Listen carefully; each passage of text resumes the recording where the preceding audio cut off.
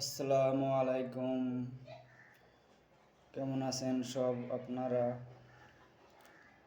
আমি বলছিলাম আপনারাকে কি একটা মানুষ সবারই কাছে ভালো হতে পারে না।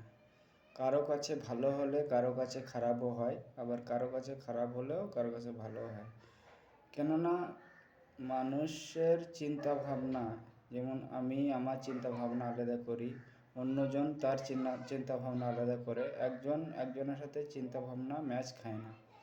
ওই জন্য কেউ মানে কারোর সাথে কারো ম্যাচ খায় না, ওই জন্য কারো কাছে কেউ ভালো হতে পারে না বলে তো মানে একটা মানুষ সবাই ভালোবাসতে পারে না। আপনার সবারই চিন্তা ফিকির আলাদা থাকে, ওই জন্য ভালো হতে পারে না একটা মানুষ। তো ইনশাল্লাহ যেমন মানুষ যেমন আছে তেমনিই থাকবে, এটা আপনারা সবসময় ধ্যান রাখবেন।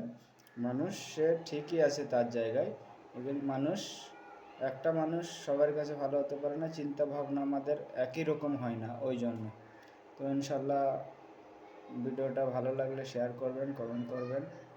আমি বলি না শেয়ার কমেন্ট করতে, তাও বললাম আজ, আপনাদের ইচ্ছা হলে করতে পারেন।